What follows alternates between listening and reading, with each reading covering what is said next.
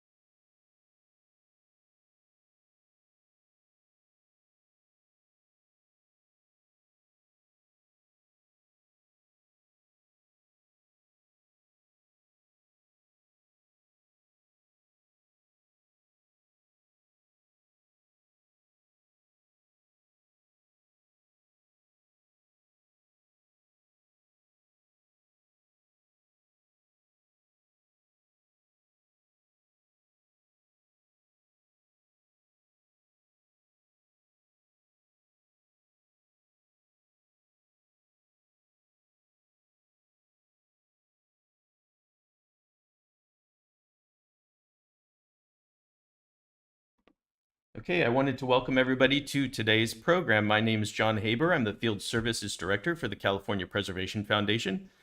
My duty here is just to let you know about a few basic logistical things before the start of the program, and then I'm going to turn it over to our executive director here to introduce the remainder of the panelists today. First of all, the questions will be taken through the Q&A box today, so we recommend you use that Q&A box as early and often as you'd like. We encourage active participation in today's program. We would love for you to use that chat box. I've just enabled it for everybody. If it's a disruption for anybody, you can click on the little arrow next to the chat box, and under that arrow, there's an option to disable chat previews. If you don't like to see chats, you can just click on that button to disable chat previews. We have two panelists today, as well as our partners present. So I'm going to turn it over to our executive director, Cindy Heitzman, and she's going to introduce our program. Thank you, John. Welcome, everyone, to today's program. This is on historic preservation, the economic incentives, and really why we preserve. Our focus is on the north part of the state, but the messages and the information that we're presenting really has application beyond the north part of the state. So I'd like to introduce our co-host today, our partners in this production. Heather Farquhar is the executive director at the Shasta Historical Society. John Truitt is the executive director of Viva Downtown in Reading. And Shannon Phillips, who hasn't signed in yet, is with the Mcconnell Foundation.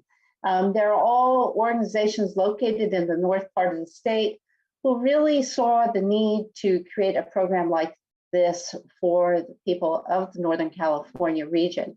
So with that, I'd like to turn it over to Heather and to John to just say a few words about the program and the need and the, just a little bit about why we're doing this and the genesis of this. Heather, John, if you can, a few minutes. Yeah. Okay, welcome everybody, and we're really excited about this program today. It's been in the works for a little while. A little bit of my background as to why this was an interesting project for me was that I've worked with historic structures at different historical societies throughout Northern California, mostly in the Bay Area, and they are a passion of mine. They're the first place I go to visit. I've also seen the benefits of Main Street programs in a variety of different sizes of towns. And when I first came to Reading, one of the first things I noticed was that there was no historic preservation ordinance, either at the city level or at the county level, although I had heard that there was one in the past. So I was a little bit surprised about that, especially since our organization is frequently approached by community members regarding buildings in disrepair, ones that they, are considering knocking down, that community members are concerned about maintaining. And so I started talking to John Truitt from Viva Downtown and representatives from the Mcconnell Foundation about how we might get the word out about historic preservation. There's a lot of, I think, miscommunications about what historic preservation means to private owners. And I think we can clarify a lot of that through programs like these. And I think there's a lot of misunderstandings about what the economic benefits can actually be to a community. So John, I'll turn it over to you to talk a little bit from the Main Street side. Hey, thank you, Heather, much appreciated.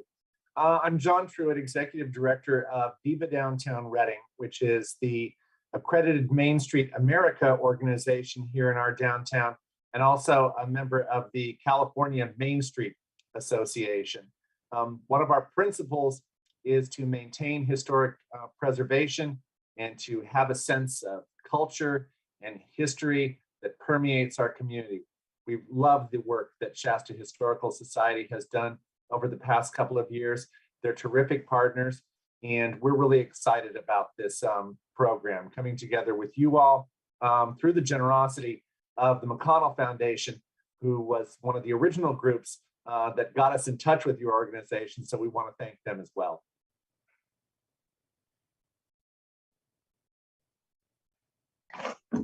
Yeah, well, thank you, John. Thank you, Heather, and Shannon will be joining us later. So kudos to you for taking an interest in reaching out to us. This is part of our educational program. It's also part of our mission and our strategic plan to develop partnerships around the state. So as a statewide organization, we take our mission to serve all of California very seriously. So I would like to introduce our first speaker. And before I do that, I'd like to just let the audience know that you can see their bios and information about the program on our website. So these introductions will be brief, so do go to the website for more information. Our first speaker is Adrian Scott Fine. Adrian is the Advocacy Director for the Los Angeles Conservancy, and he serves as the President of the Board of Trustees for the California Preservation Foundation. So Adrian, you're up. Great, thank you, Cindy. Welcome, everybody. I'd like to say it's nice to see you, but I can't see anybody, but it's nice to see your names here. Hopefully you can see my screen. And so I have been tasked with talking about this issue and answering this question, why do we preserve historic places? So I'm going to do that in lots of different ways. But let me start by telling you a little bit about my experience and my take on preservation through my work in historic preservation, working in the Midwest, the East Coast, and for the last 12 years on the West Coast in Los Angeles. And for our Northern Californians, don't hold it against me for being from LA.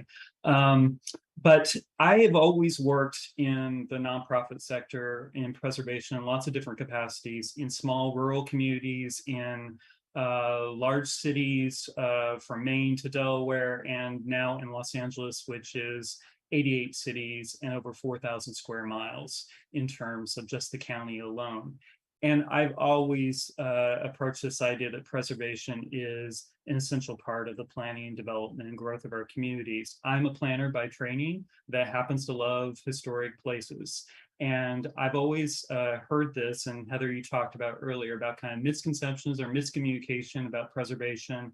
And some will say, well, preservation is great, but it's not essential, or it's the icing on the cake, but we don't really need it. And I can't disagree more than that on that take, and that it is a fundamental ingredient to building a city or building a cake, and it doesn't taste very well when you don't have preservation part of it. It doesn't look very good, it doesn't feel very good, and you're missing a bunch of the stories and the culture if we eliminate preservation from the ingredients. So that's my approach in terms of how I've looked at preservation. And I want to do essentially 5 things in the next 30 minutes with you all. Talk about why we preserve community heritage, or really why wouldn't we in terms of it. Talk about that preservation is fundamentally about managing change in a very thoughtful way.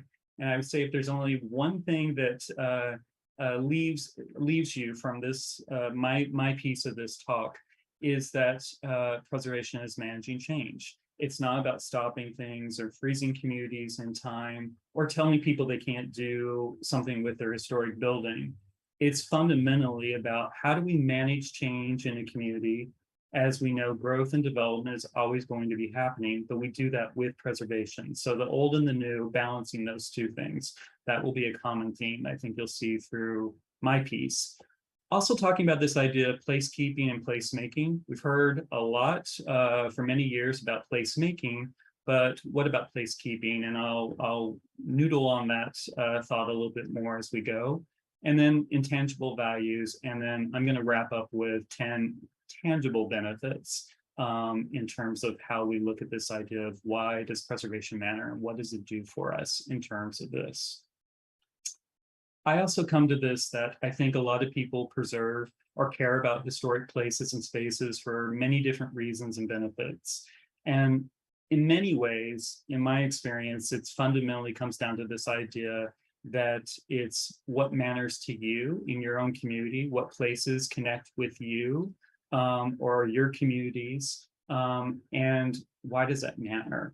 And it could be around jobs, it could be around housing or the loss of housing, it could be around connections to your own personal experiences and places and not wanting to see those lost needlessly in terms of development.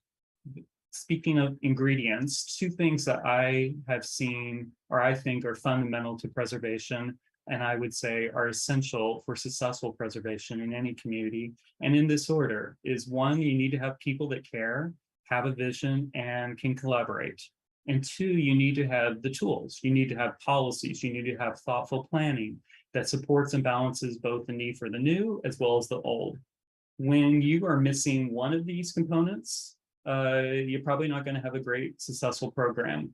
When you just have people that care, but you don't have the policies, well, that's a great opportunity for the people to be mobilized and to figure out what policies and tools will be effective in any given community. Every community is going to be different, but there are tools that you can pull from, and I will highlight some of those as we go.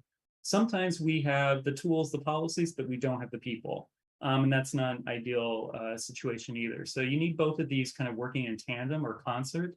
That's when you have kind of the beauty all coming together at the same time in terms of successful preservation. The other question that I will pose to you all that are tuning in, and I often ask community groups and people about is, well, why do you do this? Why do you care? And some of my colleagues have been looking at this issue. Some of you know Tom Mays from the National Trust. I used to work with him, and he wrote this great piece, Why Old Places Matter. And Max Page has also done a great piece, Why Preservation Matters. I encourage you both, if you haven't, take a look at these pieces. And they looked at this from lots of different perspectives, from preservation matters from the idea of memory or beauty or architecture or creativity or sustainability or economics. Thankfully, Don's here to help us on that point, and also connection. For me, it's connection. The idea that old places root us in our past and connect us to our past, our present, and our future. And I think that's fundamental in terms of when we're talking about why preservation matters in any community and why we do this type of work. It'd be a lot easier if we didn't, but the fact that we do, we have these places standing, it makes our communities stronger and better and more interesting, and also authentic places in which we live, play, shop, and experience. So as I'm asking you this question, why do you care? What's your why? I'm going to help illustrate that by answering what my why is. And for me, it comes fundamentally down to a very simple shotgun style house at 949 Shelby Street in Louisville, Kentucky. It's not an architecturally masterpiece by any means, but it's about this little house and the people that are attached to it. It's about experiences that took place at this house in this neighborhood and people long before my time. It's about a neighborhood that has changed. It's been modified, new people live there today, but you still look at it and you recognize it from what it looked like at a different time and period and place. And it's fundamentally about this person highlighted in yellow here, her experiences, her family, her life, and time at this house in this neighborhood.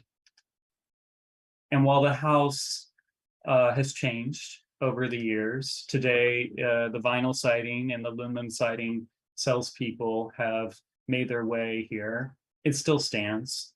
It still looks very much like it did at an earlier time and period. And again, it's fundamentally connected to this person. This is my mom, was my mom. And this is a place where she grew up, a place that is well before my time, before she was a mother, and her experiences.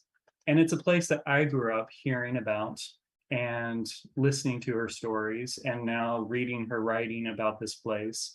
And while, again, this is never going to be a historic landmark, if this house was not standing, the stories, the experiences, the ability for me to see a person in her life and her parents I never met would be less real. If we can't touch it, we can't feel it, we can't experience it, it's not the same. So I drive by this house anytime I'm in Louisville. I've never been in it, but the fact that it is still standing, it connects me. And it's part of the reason why I do historic preservation, why I think preservation is so powerful in terms of a type of planning that we do in our communities.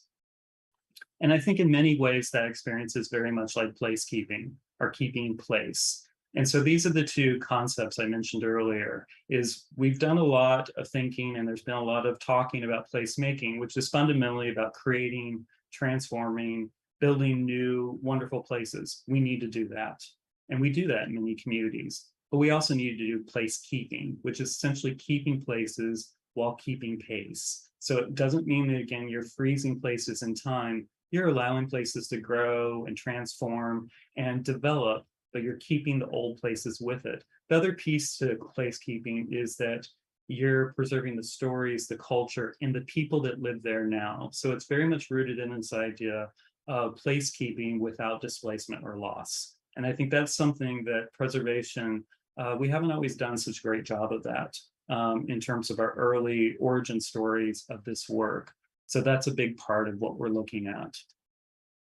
To shift a little bit, I want to now highlight roughly 10 benefits. And there are probably more. You can probably think of others that I'm missing here, but I've just packaged this up in about 10 benefits that I think are fundamental when we talk about, well, why do we preserve? Why does it matter? Why do we need to keep old places? And so number one is that preservation helps guide change through thoughtful and balanced planning. And when we do that, great things happen. When we don't do that, we are doing a disservice to our communities, our residents, our heritage, our stories, and also so many other different aspects in terms of community planning. So when we don't do that, we get things like this: facadectomy, saving parts of buildings, architectural salvage, but not preservation. If someone tells you saving a facade is as good as preservation as saving an entire building, they're wrong. It's not. The building and the stories and the memories and the connections are all wrapped up in the container, not just a facade. It also doesn't make good sense in terms of reusing existing resources. Or when we don't do good, thoughtful planning, we lose historic places unnecessarily. So we may demolish an historic building without thinking about, well, could that be adapted? Could we find a new use? Could we add on to it? Could we maybe integrate new construction with the historic building in a thoughtful, compatible, interesting way?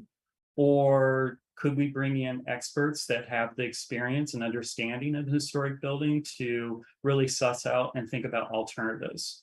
That often doesn't happen when we don't do preservation and planning in concert.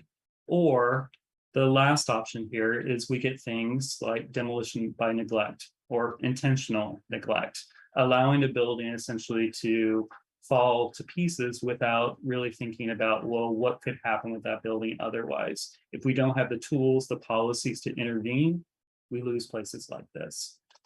So when we have this idea of the benefit of, again, guiding change through thoughtful and balanced planning, one of the best examples, and we've got folks here certainly part of this program today, one of the best approaches to that is Main Street. Main Street has the ability to look at a building or a group of buildings and to think about, well, what could this be? How do we activate those spaces? How do we bring it back? How do we take what many would see as maybe a dilapidated building that doesn't look so great?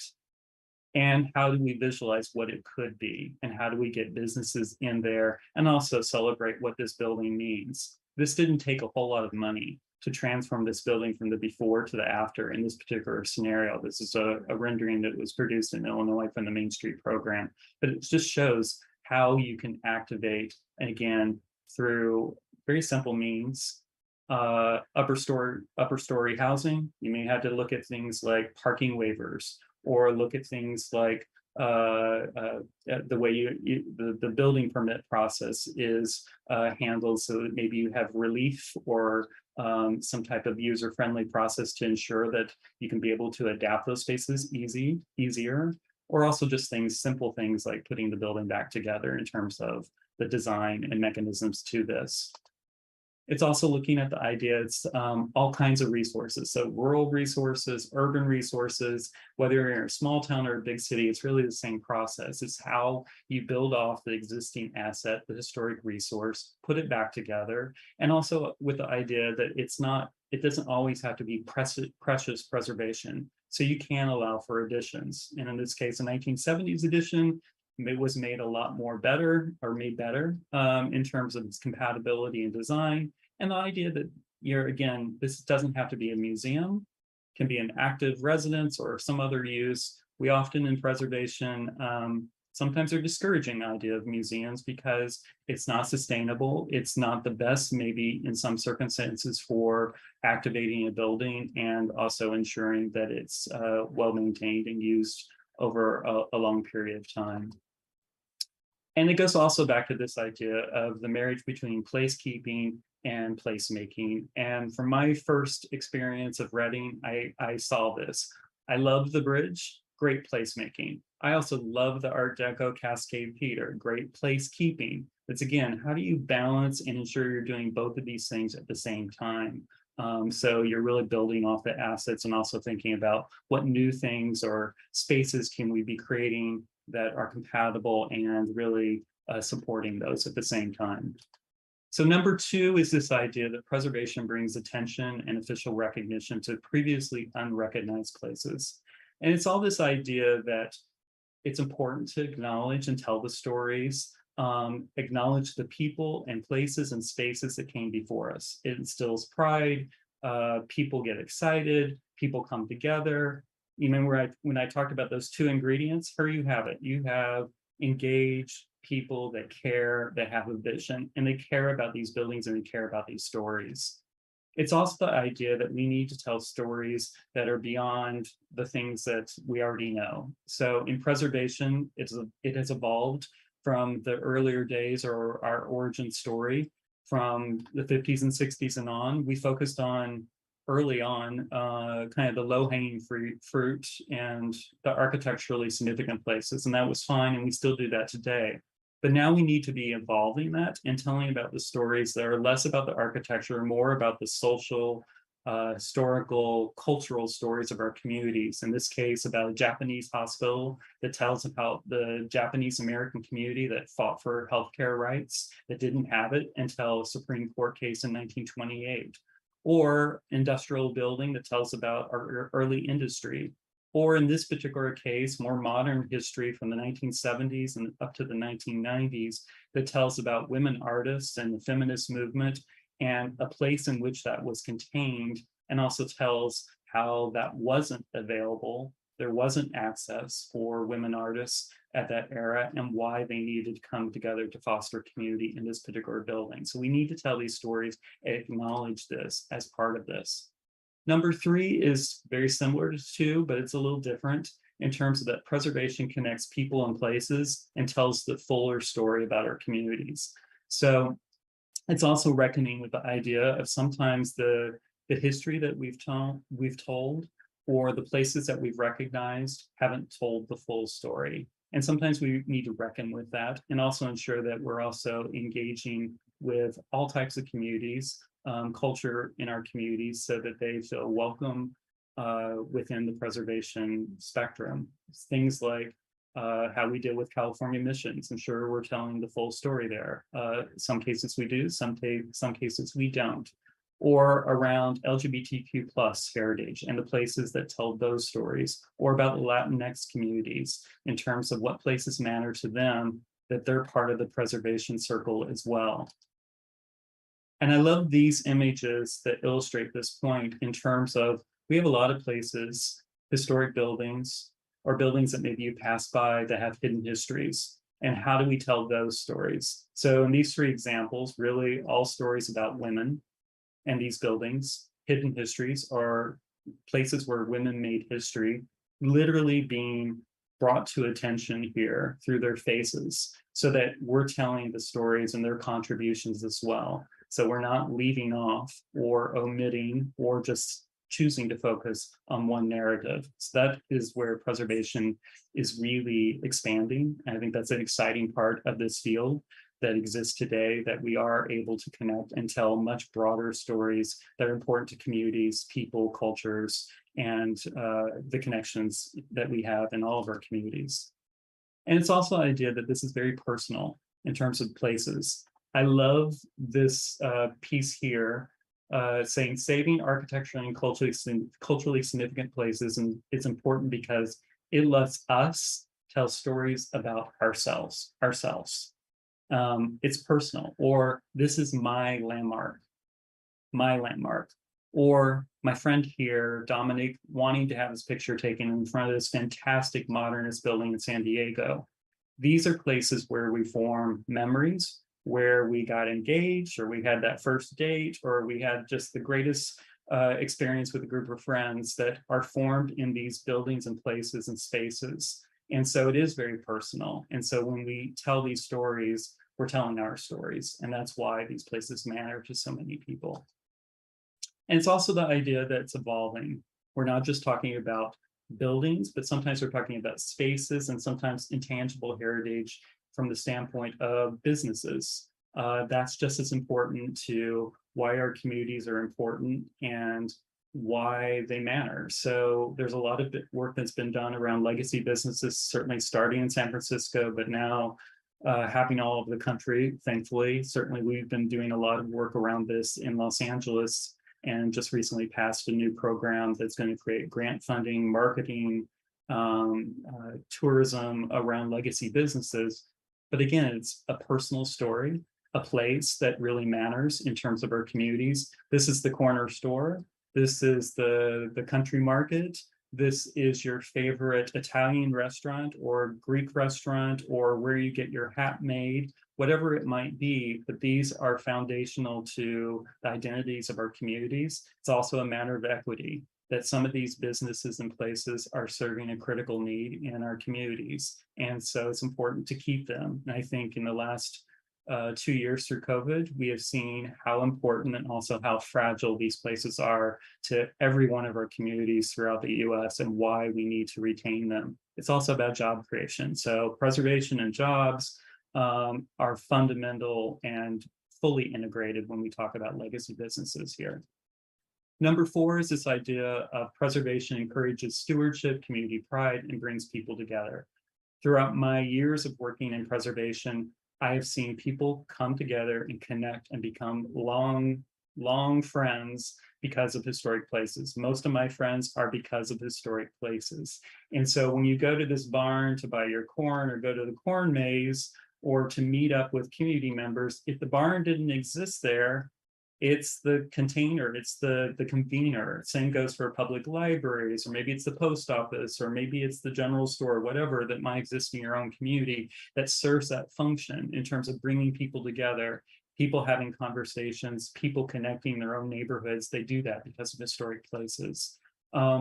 It's also, again, a personal thing. You're very personal about the neighborhood you live in, or things like heritage festivals is a very interesting way in terms of bringing people together, again, around the heritage, the stories, the connections in your own communities. For this example, these two people never would have met or been a mentor and mentee relationship would have never come together without this historic building. So they have this innate ability to do this. Number 5 is that preservation keeps historic places from needlessly being lost through harmful change.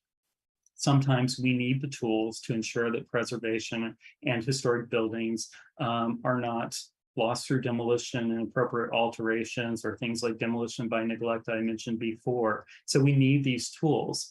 And it is more of the protection and the stick side of preservation and planning, but it's fundamental that we have this mechanism to ensure that sometimes you have an owner that may not be the best fit for a historic building, so you need to protect it, or you need to ensure that there's a design review mechanism, so long term, that as owners come and go, that you're protecting those historic resources, even though people may have different motivations through time.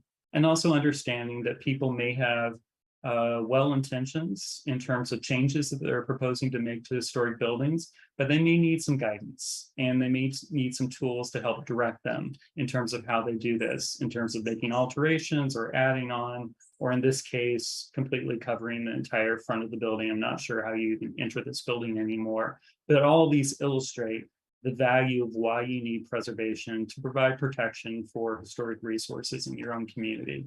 And it's also this idea, again, we're not freezing things in time.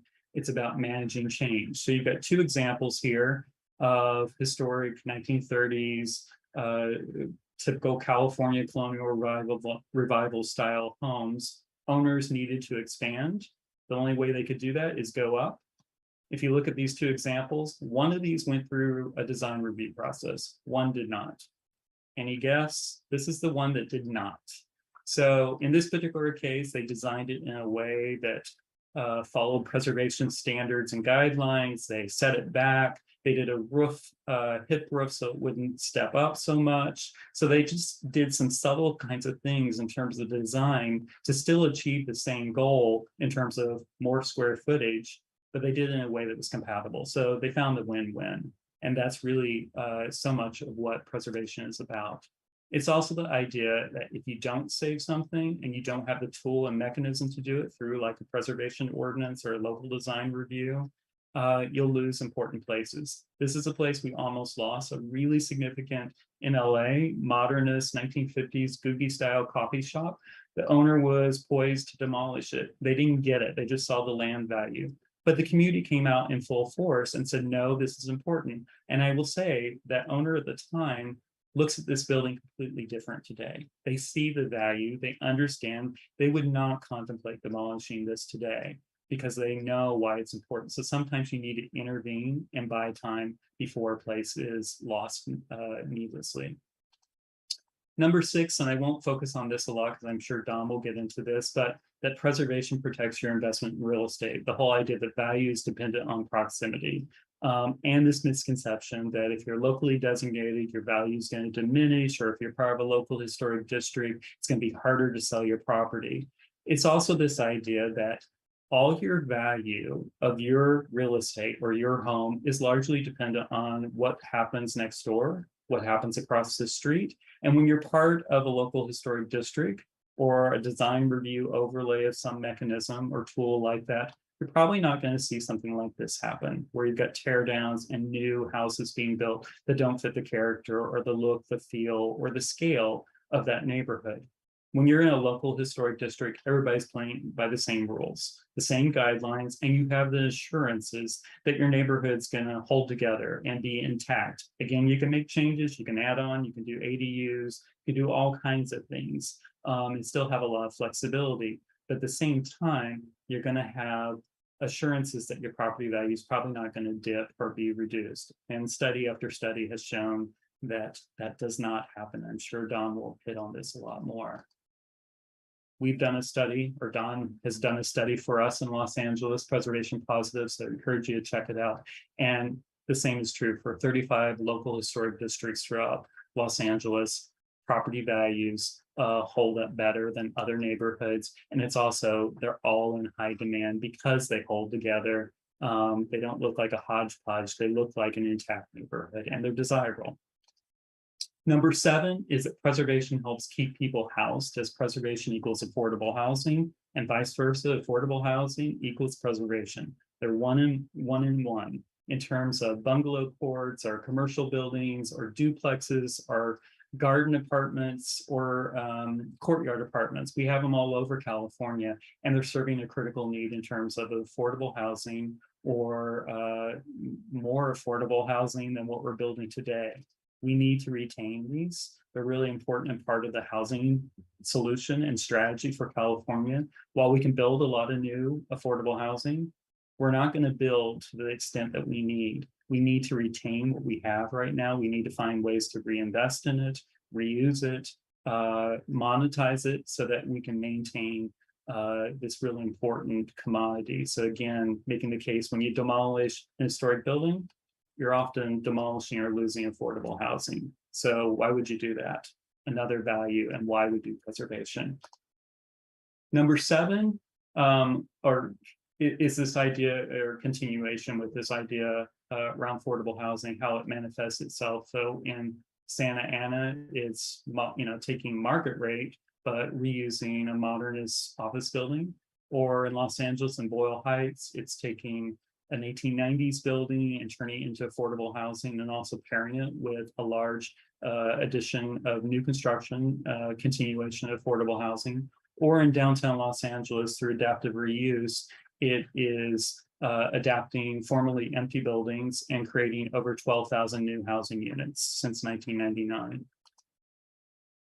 Number 8 is that preservation offers access to incentives, preservation funding, building code flexibility. You're going to get into a lot of this more tomorrow, but it is this idea that there are unique programs specific to preservation that help offset cost and rehabilitation costs, and also make it easier to do preservation. So from Mills Act to both the California and the federal tax credits to code flexibility, these are fundamental tools that are important in helping to ensure that historic buildings can be adapted, reused, retained over time.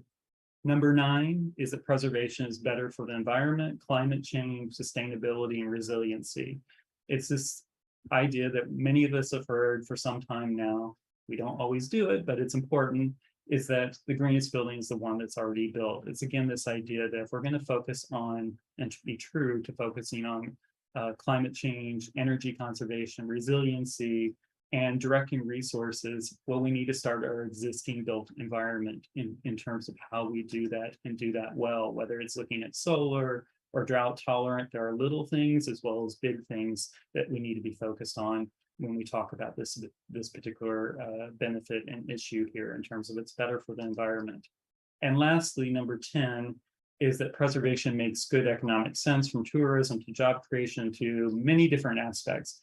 And I'm not really going to get into this because this is really the segue to Don, as he's your expert. So the tool here again is listen to everything that Don has to say about economic benefits of preservation, but there are many in terms of this. And I will leave you with this quote. I speak to the media a lot. Sometimes I am articulate. Sometimes what I say actually gets quoted.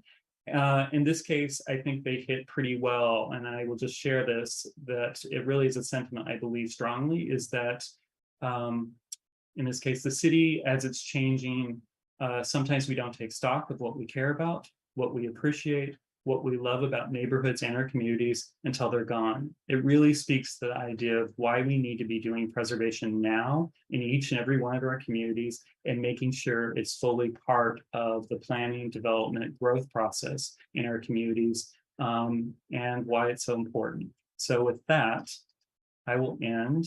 And I think I am turning this over to Dawn. So thank you all. Thank you, Adrian. What a lovely presentation.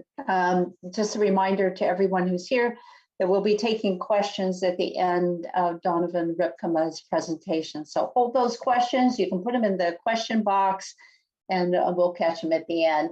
And it is my great pleasure to welcome and introduce Donovan Ripkema, Principal with Place Economics in Washington, D.C. Whenever we talk about the economics of preservation, you'll hear Donovan Ripkema's name mentioned frequently. So he is the person that we turn to talk about the economic benefits of historic preservation, why it makes sense. And his work is backed up, of course, with statistics, facts. It's not purely emotion and conjecture. So Donovan, welcome. Thank you so much for joining us today. Thanks, Cindy. Adrian's a longtime friend of mine. That was a fabulous presentation. Adrian, thank you. I learned a lot, as I always do. Thank you all for being here. I'm calling from Buffalo, New York. Behind me, visually, is a wonderful Frank Lloyd Wright House in Buffalo. We just released a study here, and so I'm talking to you and then headed back to Aiken, South Carolina tomorrow. So that's my story of the day. So what I want to talk about today really are 4 things: some findings from some recent preservation impact studies we've done, some findings from some recent Main Street studies done. You heard about the effectiveness of Main Street is absolutely unequivocally true. And then 2 things that when John and Cindy and I talked last week about what might be useful, 2 things that may apply to some of your communities. What happens when you have an empty building? What is the cost of that? And the kind of opposite of that is what happens when you take one of those second floors that's been sitting vacant, put in an apartment there. What impact does that have on your downtown economy? So that's kind of where I'm going to go. But I'm a numbers geek guy. And so many of you, this is going to seem like the eternal economic seminar. The good thing about presentations is you can doze off and I'll never be offended because I won't know. So on from there. So we're often described as a historic preservation firm, and I guess we are, but we're really in the business of economic development. And at the core of any economic development is about jobs. And so just to start with this is that it's a general rule of thumb. In new construction, half the money goes to labor, half the money goes to materials.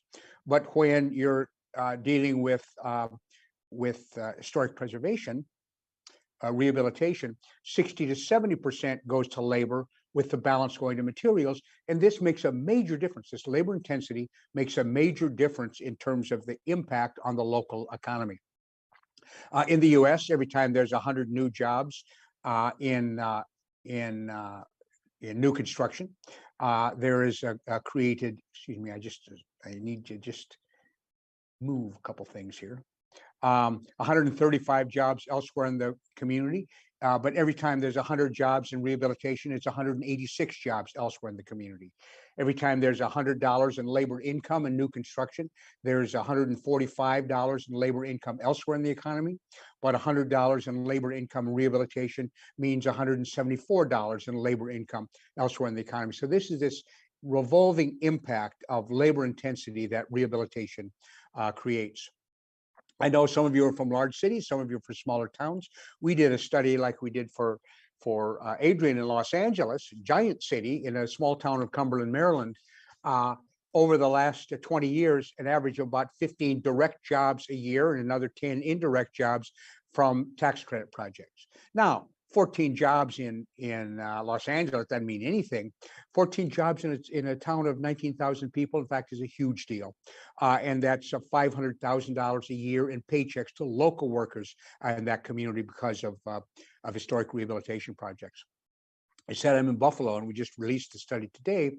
It goes up and down from year to year, but over the last 15 years, since they've had both a state tax credit to layer onto the federal tax credit, there have been an average of 313 jobs every year, direct jobs created from those historic preservation projects. $1 billion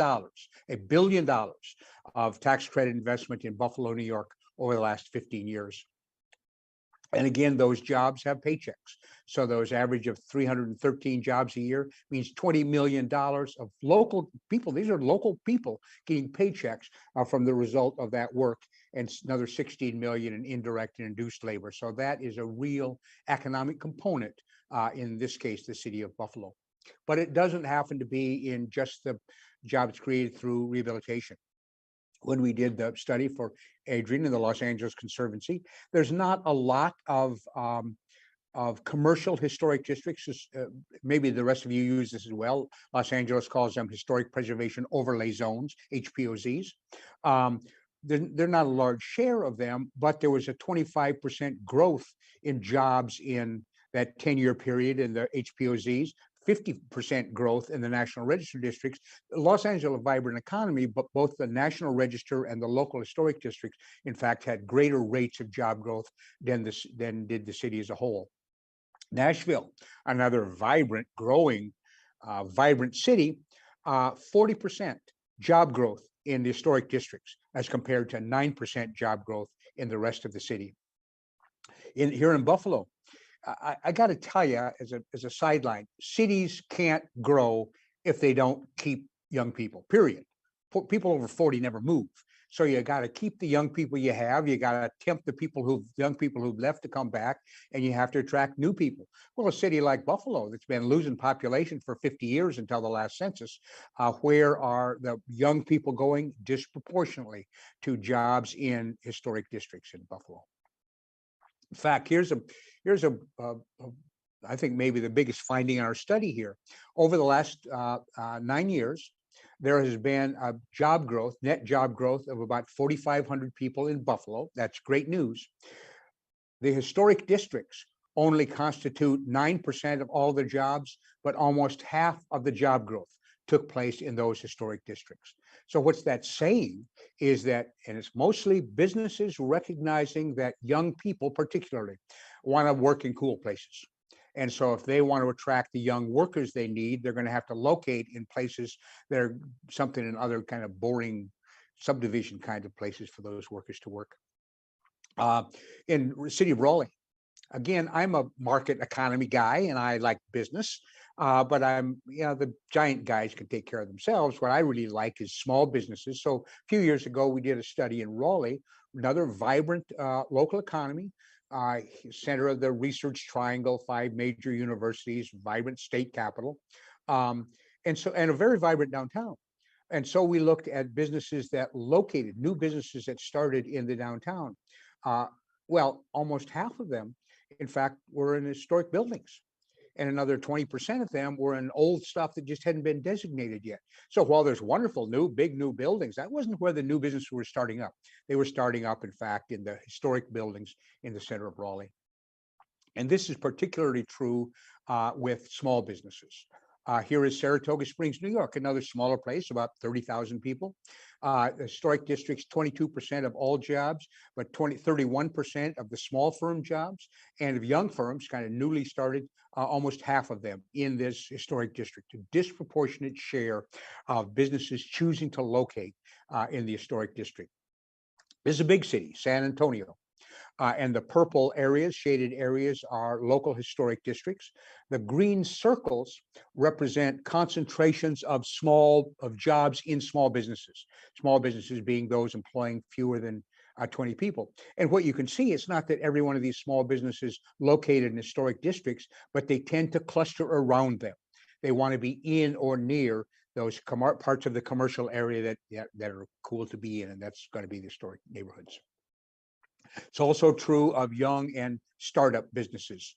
Again, Los Angeles doesn't have a lot of commercial local historic districts, and only 1.8% of the jobs are in those local districts, but 4.1% of the startup jobs are in those historic districts. So again, doubling the share, more than doubling the share of places choosing, I'm going to start up my widget factory in this historic district. Nashville, again, only 3% of all of the jobs are in the historic districts, but 11% of the job growth, 13% of the startup jobs, 15% of small business jobs are in that concentrated small areas that are the commercial historic districts in Nashville.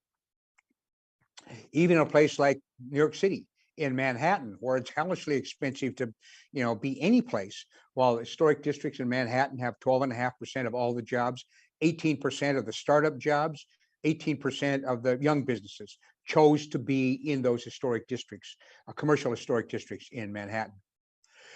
And the job growth is particularly concentrated in the knowledge and creative class sectors. And again, we've looked at this in a dozen places now. Here is in the whole state of Rhode Island, statewide study.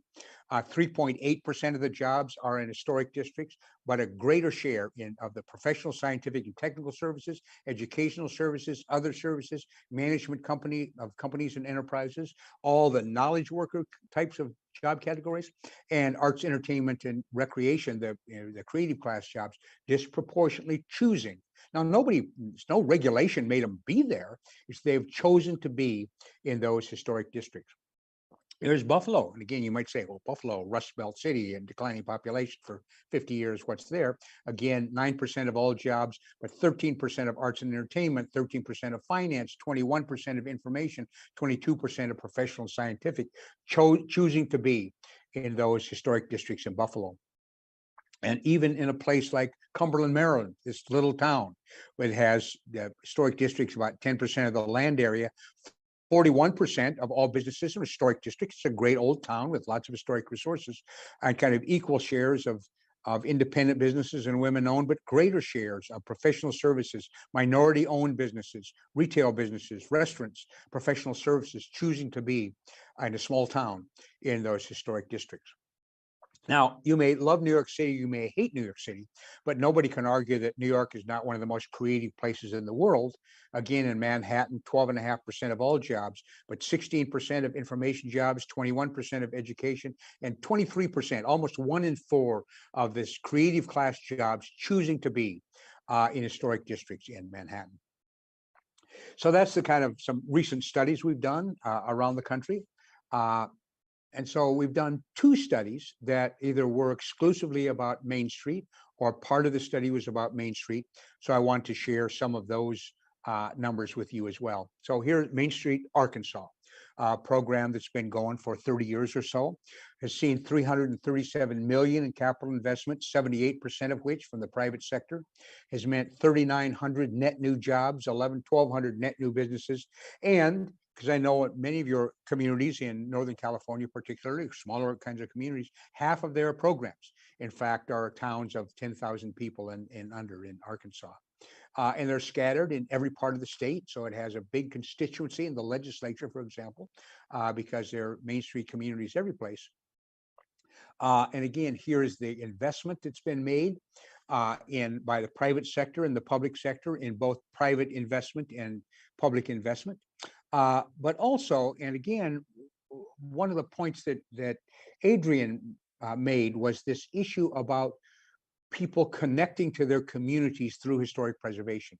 Well, in Main Street, as any of you who are involved in Main Street know, it's run largely because of volunteers. People, because they're committed to their community, their historic downtowns. In fact, they spend their time advancing that cause. Well, in Arkansas, that's $140 million worth of cumulative value of those volunteer hours that's been spent in the last 20 years in Arkansas. And here is one only for those of you who are number geeks, but it's one of my favorite findings. And we found this in every Main Street study that we've done. The federal government's good for some things, not so great for others. But one of the things it's good at is keeping track of data. And one of the data points that they keep track of is the ratio between businesses that open and businesses that close. Okay, so you have to have more businesses that opening than closing, or you have a declining economy. So over the long haul, that ratio tends to be something between 1.1 and 1.2 to 1, meaning 11 or 12 businesses opening for every 10 that close. So here is over the 20-year period or so, here's what the United States looks like. You see it has ups and downs. And if you look at the 2008, 9, and 10, there were more businesses closing than opening. We were in the recession. And then there's the Arkansas number. So yeah, it has a little different dips and peaks than does this country, but largely the same. Here is Arkansas Main Street communities, the ratio of openings to closings. And again, here is economic development in the context of historic preservation. That's the simplest definition of what Main Street is. And even in the toughest times, it's not that they didn't suffer in recessions, but in every year, these Main Street communities in Arkansas had more businesses opening than closing, and blow you away the statistics of either statewide numbers or the nation as a whole. And then there's North Carolina, one of the oldest of the Main Street programs, a great, great state program, has a Main Street program in almost every county throughout the state. And they have seen in their lifetime as a Main Street program, over $3 billion with a B, $3 billion worth of investment in their Main Street communities, growing at an accelerating pace. And over half of that came from private investment in those Main Street districts throughout North Carolina. That has meant the creation of about 6,300 net new jobs and about 23,000 or net new businesses and about 23,000 net new jobs. This is the most cost-effective form of economic development that there is, without exception. Another thing that I think everybody needs to think about, and that is the creation of downtown housing units. And the Main Street communities over the last 20 years or so have created almost 6,000 units of downtown housing. So with that, it's kind of some Main Street data and some overall data. I want to look at these two impacts. One of what happens when you have a building sitting empty for a year. And then after that, I'll talk about what if you filled an upper floor of one of those buildings with an apartment. So I guess the point I want to make here is that we tend to think there's a building sitting empty there. Well, that guy who owns it, he's not getting any rent. So he's the victim there. Well, that's right. He or she'll take a hit. But I'd argue that the city, the adjacent property and business owners, that current or potential tenants, that downtown revitalization efforts and others, in fact, are adversely affected by that empty building. And why is it a problem for the property owner? Well, he or she is not getting income, so there's a loss of of revenues. There's usually a loss of tenants, especially if you have a more than one tenant building. When you have a vacancy, great inclination on the other tenants to bail on you as well. And then a financial statement. I don't know if any of you are bankers out there. Some of you have borrowed money on real estate, but when you're in the real estate business and borrowing money, every year the bank's going to require you to come in with a new financial statement. And here's what's going to happen. You had that building that you had on your balance sheet at worth $500,000, but it's been sitting empty for 3 years. The bank's going to say, you know what? You've been trying to sell it for $500,000. Nobody's buying. It's clearly not worth $500,000. So like it or not, we're going to reduce your assets by whatever number, $100,000. We just don't think it's worth $500,000. And we're going to reflect that in how we have adjusted your financial statement. Then there's operating costs. Even if you're sitting empty, you got to pay taxes, you got to pay insurance, you got to pay some de minimis amount of maintenance. So there's costs, even though there's no revenue coming in. There's required maintenance for the building. There's legal liability. There's financial liability. And then especially in smaller towns, there's a reputation. You know, the last thing somebody who owns real estate wants is for people to be laughing at him at the country club. And that's, you know, what happens when you sit with that empty building year after year after year, and it brings peer pressure to do stuff. So that's why it's a problem for the owner, but he or she is not the only one. The city is a problem. First of all, as that valuation, as that building sits empty, the owner is going to go to the tax assessor and say, hey, I can't get my building rented. You got to reduce the assessment. Well, that means reduced tax revenues for the city and the county. Sales tax revenues that you're not getting when nobody's selling widgets out of that space. Underutilization of infrastructure. This might be the only useful thing you hear from me all day. Infrastructure, that is water lines, sewer lines, curb, gutter, street lights, whatever, they have a life based on time, not use. That is to say that sidewalk, it's good for whatever, for 20 years, and the sidewalk doesn't much care. If one person or 1,000 walks over it every day, it's going to last 20 years, and you're going to have to replace it. Well, the infrastructure in your community, big or small, was built to meet the capacity of particularly of your downtown. That's where it was built.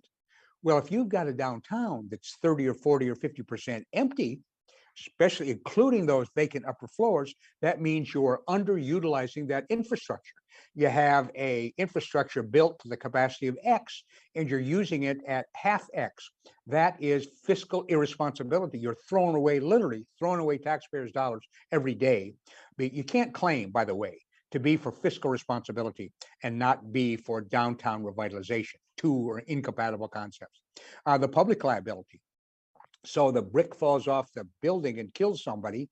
The attorneys are going to sue everybody, including the city, saying your responsibility was make sure those buildings were safe and my client got killed, ergo it wasn't safe. You're going to get complaints if you're at City Hall from the public and other property owners. The image of the city, the whole eyesore thing, all is damaging to a city because of that long-term vacancy. Now, I'm not talking about a building that's vacant for a couple of months where you're trying to find the right tenants. I'm talking about these long, ongoing, year-to-year vacancies. Adjacent property owners and business owners. There is no larger adverse impact on property values than being nearby empty and abandoned buildings. That has a huge negative impact. And the longer it's vacant, the more negative impact that is. Now, I'm a big believer in property rights, but I don't believe your property rights extends to the right to steal money from your neighbor. And these long-term vacancies are stealing money from adjacent property owners.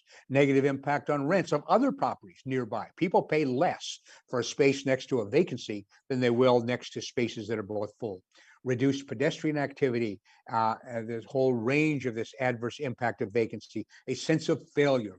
Empty buildings give a sense of failure. That kind of broken window syndrome of, well, if it's okay to just let his buildings sit empty, it must be okay to let mine sit empty as well. And it has an adverse impact on the image really of all the businesses in the downtown.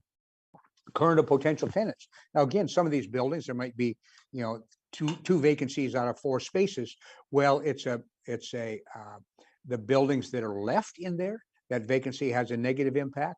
potential liability that you're facing, those businesses, because of nearby vacancies or reduced property maintenance, potential impact on the inventory. If that second floor is empty, it means the water's going to start leaking from the roof, and sooner or later that gets your rack of sweaters on the ground floor. The image of the business. And then here's a truism. Just stick it in your head and remember, properties that get rented are properties that are ready to be occupied. I know if you're involved in downtown revitalization, if you're a Main Street manager any place, I guarantee that you've had some property owner saying, yeah, my building's not ready to be occupied, but find me a tenant and I'll fix it up. You know how often that happens? Zero times that ever happens. Never happens. Properties that get rented are the ones that are ready to be rented. And then downtown revitalization effort. It's tough to attract good tenants to nearby buildings. You're the Main Street manager and you're walking on the street, you have that vacancy every day. You get somebody saying, how come you haven't fixed that, done something about that yet? Negative overall impact on the downtown, the image of the downtown, and again, this perpetuation of an ongoing sense of failure. And then others, preservationists. The best form of historic preservation, and Adrian hit it, is occupancy. That's the best way to keep stuff, is keep it occupied. And when you have this long-term vacancy, preservation and preservationists suffer. The police department suffers. Where does kind of nasty stuff take place? It takes place in vacant buildings, not in occupied buildings. Industrial recruitment efforts. Even if that industrial plant's at the edge of town, that site selection guy is going to want to see what the downtown looks like. If it looks like hell, less inclination to say, I'm going to choose this town. Kind of community spirited things like gardens clubs and women's clubs. The insurance agency, I can't write. My company won't write insurance on that vacant building. Sellers of properties, downtown financial institutions, they hold mortgages and the values are going down, and the values are going down because of proximity to vacancy. That is this ripple effect of impact. Downtown residents and others. So lots of people have a problem if that's vacant. So what does that cost for that building empty? So here's my numbers are based on this. We included as part of a study we did in the Main Street study in North Carolina. We set an imaginary 2,500 square foot building. So 25 feet wide, 100 feet deep, at the rents typical of a North Carolina Main Street community. So that's where the calculations will come. And here's where we got the data from two sources. Those of you who are bankers know a thing called the Rma Statement Studies. It's a kind of institution that gathers up financial statements from banks. Banks are going to make a loan. They ask you for a financial statement. So then the banks forward these to RMA so they can kind of put them all together and see what operating statements, financial statements, balance sheets look like for various kinds of businesses. So we took that data. And then there's a thing called Business Minor. It kind of breaks down the typical operating costs, where money goes for various kinds of businesses. So we took those two. And the kind of business that North Carolina, they said, was that they needed most in their downtowns was a small restaurant or cafe. So we used that as a model. So what does it mean for that year, that space being empty? Well, the property owner, there was about $22,000 worth of rent that they didn't get. So it's foregone opportunity. They didn't get $21,000 that they would have gotten had the building been occupied. There's $365,000 of sales that were not made because the building was sitting empty. Now, if that was a cafe, most little cafes for their pies and cinnamon rolls and stuff, they don't make them. They buy them from the local bakery. Well, there's $18,000 that bakery won't take in because the cafe wasn't there to buy their pies and pastries. $96,000 worth of wages that were not paid, legal and professional services of $1,600 that weren't paid because there's no operating business, $5,400 of insurance premiums that weren't paid because there was nothing to insure, advertising that the business didn't purchase of $2,500 because it wasn't in business, at City Hall, fees and licenses that nobody bought those because there was no business, interest and bank charges of $1,100, office supplies of $450 that weren't bought, motor vehicle expenses of $2,600, telephone and internet sales of $1,700, utilities not paid of $3,400, and importantly, sales taxes not collected of $25,000. So that 1 year vacancy of a small building in your downtown, in fact, has lots of negative impact, way, way, way beyond the poor schmuck that happens to own the building. So that's on the negative side. Let's turn it around and say we've got a vacant upper floor of a building downtown. So let's put that in an apartment. And again, we use the typical rents in upper floor space in Main Street communities in North Carolina. Some of yours will be higher than this, some lower, but just at least the patterns will be the same. So we have a small upper floor housing unit that rents for $950 a month. So you start out that you're bringing $11,000 in rent to the downtown. But now you have human beings who are living in that space. And what are those human beings going to spend? Well, they're going to spend $3,000 on food at home, $2,400 of food away from home, the restaurant and the tavern, $400 worth of alcoholic beverages, $1,700 in in utilities and public services, almost $1,000 in telephone, $263 in personal services, $500 in housekeeping supplies, $1,300 in household furnishings and equipment, and $700 in audio and visual equipment, $295 in men's apparel, $500 in women's apparel, $260 in shoes, $2,200 in health insurance, $570 in medical services, $327 in drugs, $2,100 in vehicle-related expenses, $400 in fees and admissions, $300 in tobacco and smoking products, $447 on pets. Well, the good news is they're spending more on pets than they are in smoking tobacco, but they're spending plenty. $63 in reading, $800 in education, $500 in personal care services, $1,100 in contributions, $4,600 in insurance and pensions, and $3,600 in other stuff. So in fact, that's a huge, huge economic opportunity. $40,000 to have that one in that of expenditures when you get that one relatively modest price apartment in that upper floor of your downtown.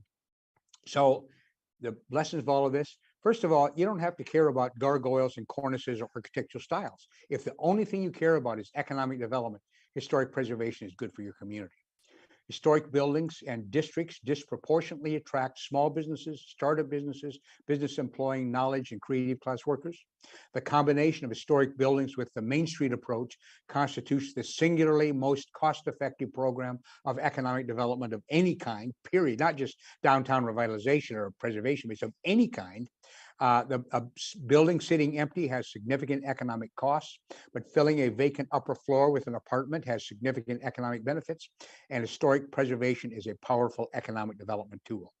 So with that, I'll shut up, and I'm sure Adrian and I will take whatever questions you might have. Thank you all very much for being here. Thank you, Donovan.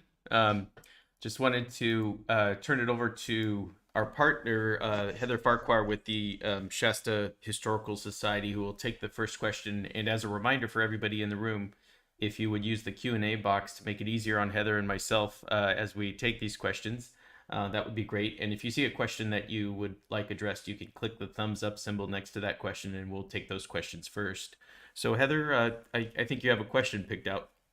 We do. We have a few on here. So our first question is from Mitchell. It says, here in New York City, the Landmarks Preservation Commission has a tough time designating cultural or historical landmarks without architectural significance. How is California doing in those situations? You want this, Don? No, this is yours. Great question. So I think it depends, but that's not the best answer here. But part of it is you got to know what you don't know, or you don't know what you don't know now in terms of what might be significant. That is not just what you can see from architecturally, pretty building or, architecturally significant place. I think a couple of things that I think California communities are doing better in this area is one is, and other communities across the country certainly, is the way in which you've established your criteria for eligibility. So if you don't allow for culturally significant places to be designated or specifically call that out, you might want to amend your criteria in your preservation ordinance so it's broader, more inclusive, and welcoming to a broader range of places that may be significant as historic places. Another tool that certainly California is doing, but I'm seeing it in other cities more and more, is doing historic context statements and studies, which gets at the thing is you don't know what you don't know. So this is history that you often can't see.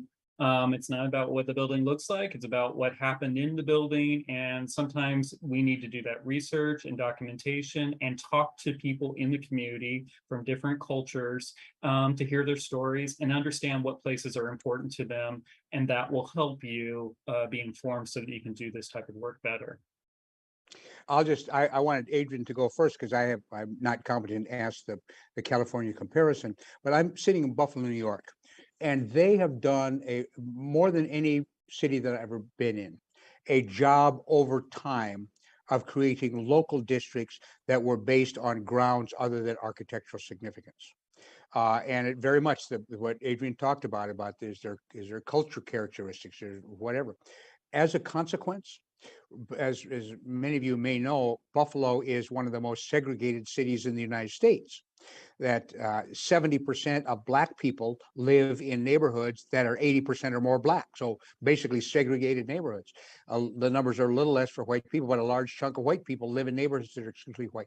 The exception, the one place in the city of Buffalo where Black people and white people are neighbor to neighbor, not across the 5 miles away, but next door, is in the local historic districts. And that really is driven by their understanding there are ways that we should identify as local historic districts so the neighborhood is protected on grounds other than architectural character. And it just made a huge difference in terms of how it's evolved. Now, I don't want to ask the next question until I give a chance for our other partner, John Truitt, here to take any questions if he has any. John, did you have any questions you wanted to? No, I'm good. Thank you. Okay.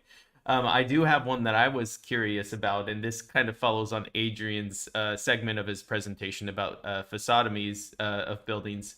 And this is about the relocation of historic homes. The question is about, from Rena, she's asking, would relocation of historic homes and buildings be a better solution for preservation rather than demolition? And what happens if that is not feasible?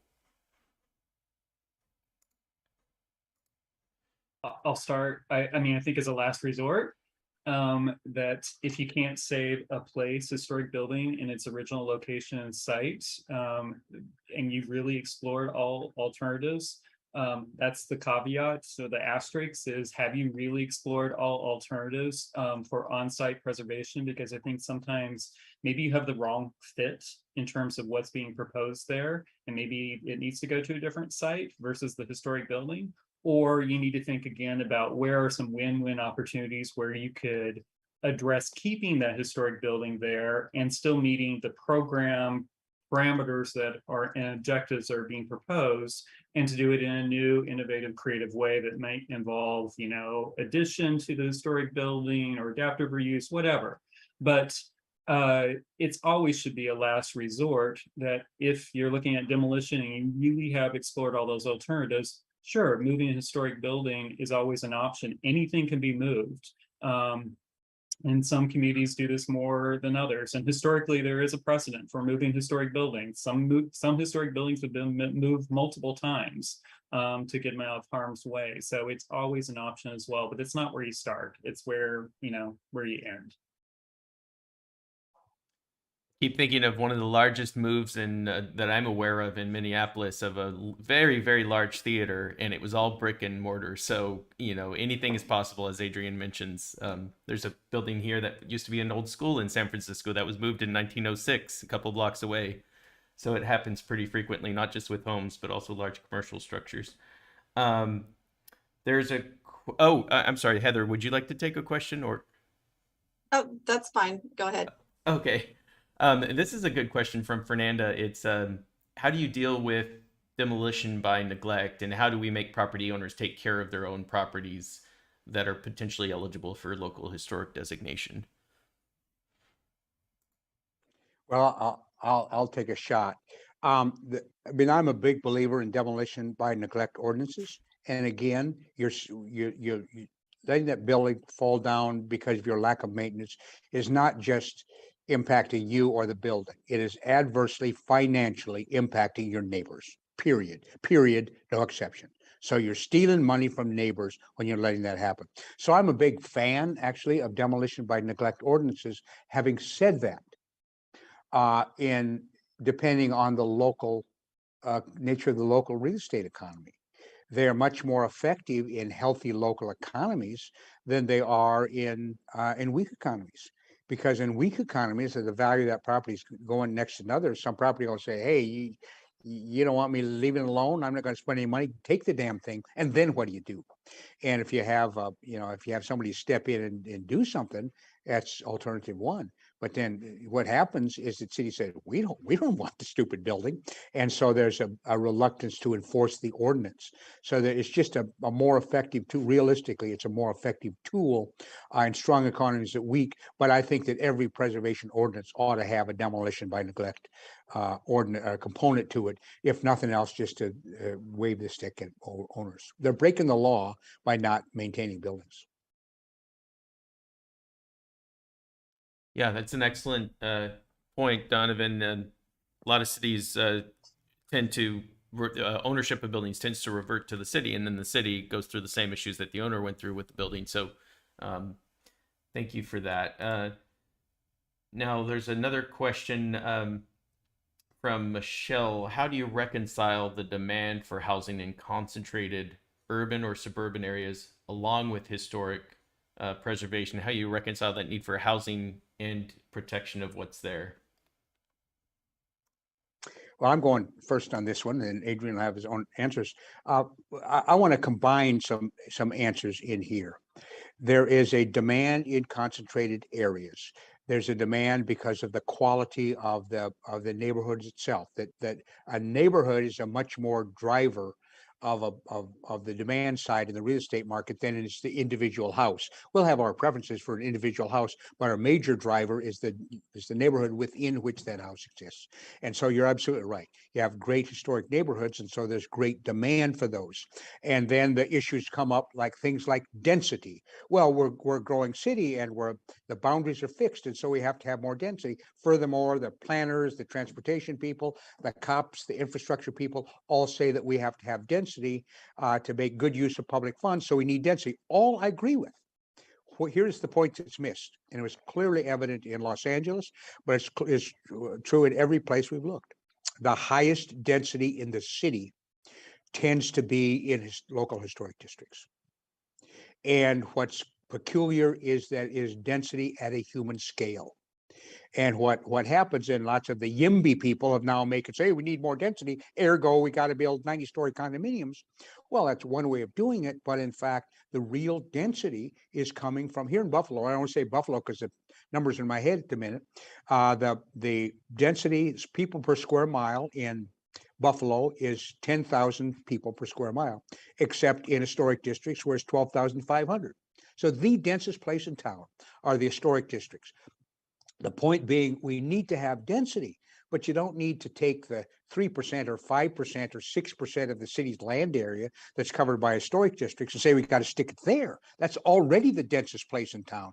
Figure out how to expand it. The other thing I have to say, and again, it was Adrian and Linda and the LA Conservancy that kind of really shifted ours as a firm sense, and that is the real opportunity for ADUs.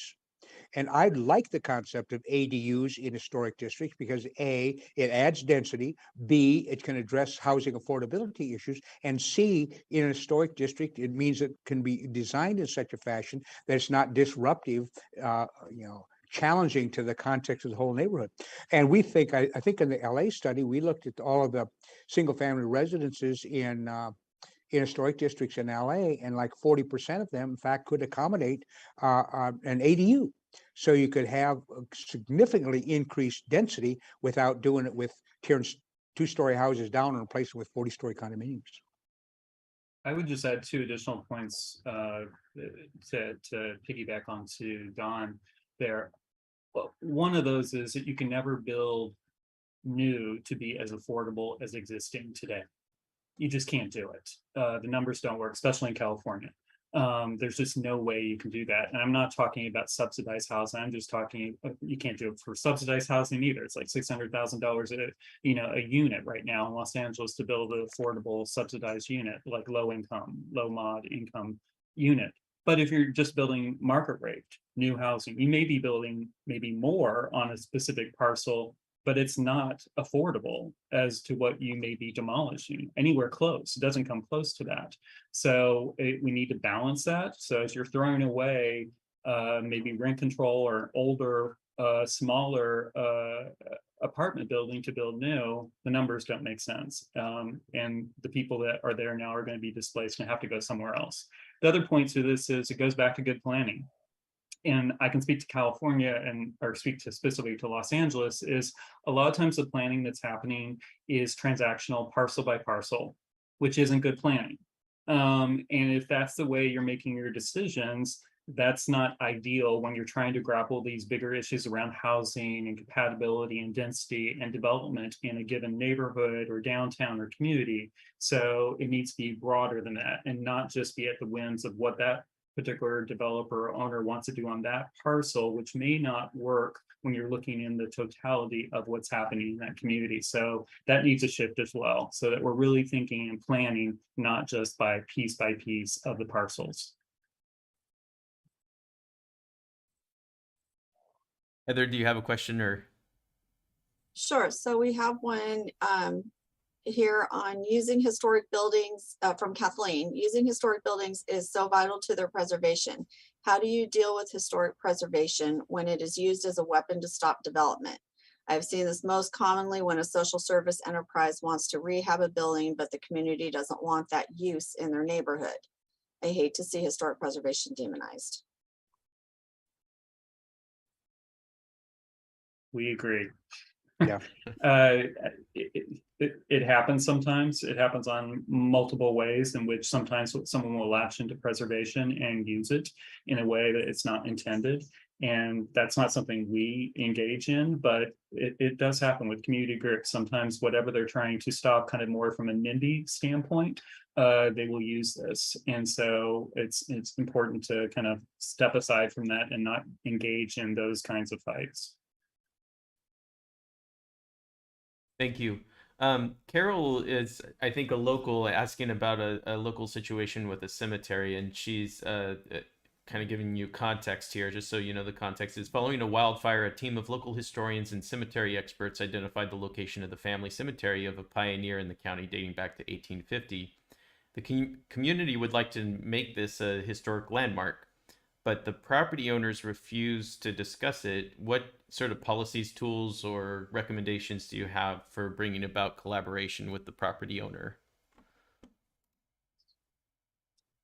Well, I think it's a mechanism for what tool might exist in that community. Certainly, it may be through a preservation ordinance, or there may be some other type of cemetery preservation mechanisms that you would want to explore. But again, having a tool is the starting point. I mentioned before that sometimes we will have owners that maybe don't want to do the right thing by that historic building, or maybe they're not the right fit or the right steward for that place, and you need to find someone else. But you need to have the mechanism to intervene. It sounds like that's the case here. You should always be bringing people to the table, trying to have conversations, open their eyes to potential win-wins or collaboration. Maybe there could be a friends group that could help maintain the cemetery, so it's not the owner having to do that. I don't know all the situation here, but certainly I would continue to explore collaboration with the owner to the extent possible. But then also you may have to invoke whatever tool that you have to your avail to intervene here, so that you don't lose or cause more harm to the cemetery. There is a question about how to develop a plan for historical preservation and funding sources. Now, the funding side of things, I think we'll go over in more detail on Thursday. But do you have any recommendations for developing getting off the ground? Say your community is needs to start from the bottom and start with, say, just a local survey or an ordinance. Where do you think people should start with in their community to get these efforts going? And then what sort of progression do you see this happening, and what sort of efforts should start, and how should they proceed? You want to take that, Don, or do you want? Well, you're better than I am at that, Adrian. So As a planner, I could say there's an ideal scenario in terms of step 1, step 2, step 3. That never happens in any community. You just are where you are. So I think it's assessing, what type of planning would be most effective. You could do a preservation plan that's a standalone. You could do a preservation element of your city's or community's comprehensive plan or master plan. It's figuring out what type of planning would be most useful, I think, for the community if you're starting at that point. It may be developing essentially just guidelines and a planning document for your historic district. So you're guiding growth, infill, development, design review there. So I think it's one, assessing what type of planning you need. And as John said, that we'll go over more like funding sources for how to do that. Generally, you want to bring somebody in to help facilitate that. I think sometimes you're too close to it in your own community that you need to have somebody else help facilitate and think through and bring the right players together. It is a collaborative, inclusive process, so don't do it behind closed doors. So involve the community and think broadly about what you're trying to plan for and for whom. I'd actually, depending, again, I don't know your community, but I think there's some steps even before that, before you think about the regulatory legal framework, any of that. There's a principle in economics that nothing has value if you don't know what it is. So I could hold up $1,000 bill, but if you didn't know what currency was, you say, well, what a weird piece of green paper. So I think the way we get legislation passed and a legal commitment to historic preservation is to have an understanding that preservation has a value that's under-recognized, and you don't have that value until you have an understanding of why it is valued. So I think early steps, even before the kind of what do we do with an ordinance, is to make sure that doesn't have to be 100% of the community, but there's an increasing share of the community that simply understands why historic preservation is valuable. So to have Adrian come up and give his 10 reasons to your community is a great starting point to me, to then move on to the rest of these pieces down the line.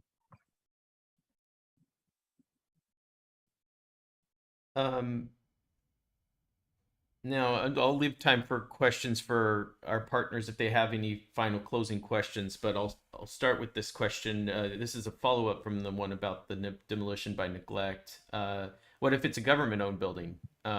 And I guess there could be two scenarios. Your local ordinance doesn't have a demolition by neglect clause, or you do have one, but your city is not complying with their own demolition by neglect ordinance. What sort of steps should you take in either of those situations?